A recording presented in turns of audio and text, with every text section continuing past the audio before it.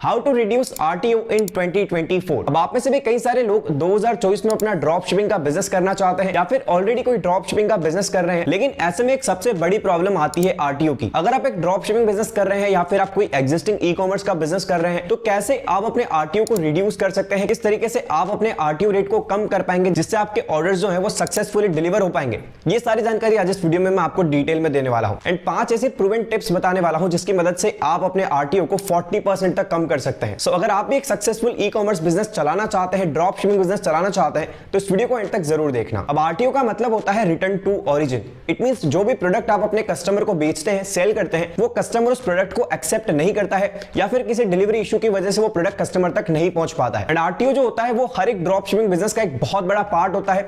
Maximum जो business owner का loss है वो आरटीओ में होता है, क्योंकि यहां पर हमें भेजने का भी पैसा लगता है और वापस रिटर्न पार्सल मंगवाने का भी पैसा लगता है। अब इस वीडियो में मैं आपको 5 ऐसी स्ट्रेटेजीज बता रहा हूं जो पर्सनली मैंने अपने ई कॉमर्स बिजनेस में इंप्लीमेंट करी है और इसकी वजह से मुझे 30 to 40% आरटीओ में रिड्यूस देखने को मिला है। अब मैं आपको कोई फेक प्रॉमिस नहीं करूंगा, मैं आपको सीधे से बता देता हूं, आरटीओ एक बहुत बड़ा पार्ट होता है ई कॉमर्स बिजनेस का।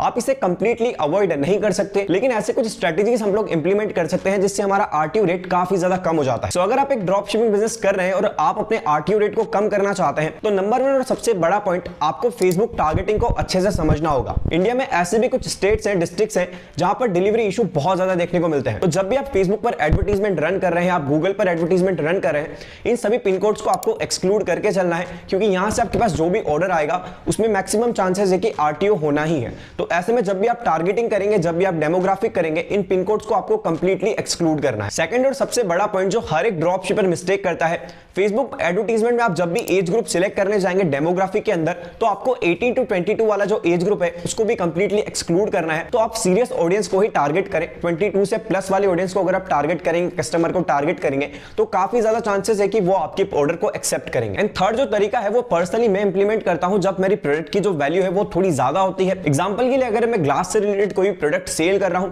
जिसके टूटने के चांसेस ज्यादा है, ब्रेक होने के चांसेस ज्यादा है, तो ऐसे में आप क्या कर सकते हैं, एक फॉर्म निकाल सकते हैं।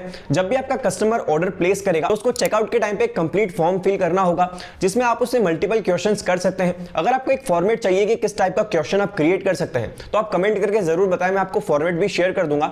इससे आपको कस्टमर की सीरियसनेस पता चल जाएगी, क्योंकि ऐसे में जो कस्टमर है वो उस पूरे फॉर्म को फिल करके ऑर्डर प्लेस करेगा, तो इससे आप काफी ज्यादा इंफॉर्मेशन अपने कस्टमर की भी ले पाएंगे एंड ऐसे में आपको एक ऑथेंटिसिटी रहेगी कि ये ऑर्डर फेक नहीं है। फोर्थ और सबसे बड़ा पॉइंट जो हर एक ई कॉमर्स बिजनेस में मैं इंप्लीमेंट करता हूं, अब चाहे वो ई कॉमर्स हो या फिर ड्रॉप शिपिंग, मैं इस चीज को इंप्लीमेंट करता ही हूं, वो है कंफर्मेशन कॉलिंग। अगर आपका कस्टमर ऑर्डर प्लेस करता है तो आपके पास उसका नंबर आता है, तो आप सिंपली उस नंबर पर कॉल बैक करके पूछ सकते हैं, ऑर्डर का कंफर्मेशन ले सकते हैं। इससे अगर कस्टमर वेरीफाई कर लेता है देन आप इस प्रोडक्ट को शिप कर सकते हैं। इससे हमारा आरटीओ जो है वो बहुत ज्यादा चांसेस होते हैं कि कम हो जाता है। सो ये 4 स्ट्रेटेजीज जो है वो आप अपने एंड से काफी अच्छी तरीके से सॉल्व कर सकते हैं एंड इन चारों स्ट्रेटेजी का यूज करके आपके आरटीओ जो है वो बहुत हद तक कम हो जाएंगे, आपको बहुत अच्छा रिजल्ट देखने को मिलेगा। 5वीं और सबसे बड़ी गलती जो हर एक नया ड्रॉप शिपर करता है या ई कॉमर्स बिजनेस वाला करता है, अगर आपका शिपिंग पार्टनर जो है वो थोड़ा सा नया है या फिर ऐसा कोई शिपिंग पार्टनर है जिसकी डिलीवरी सर्विस अच्छी नहीं है, तो कई बार जो होते हैं शिपिंग पार्टनर्स जो होते हैं, जो डिलीवरी बॉयज होते हैं, वो ऑर्डर पार्सल डिलीवर करने जाते ही नहीं है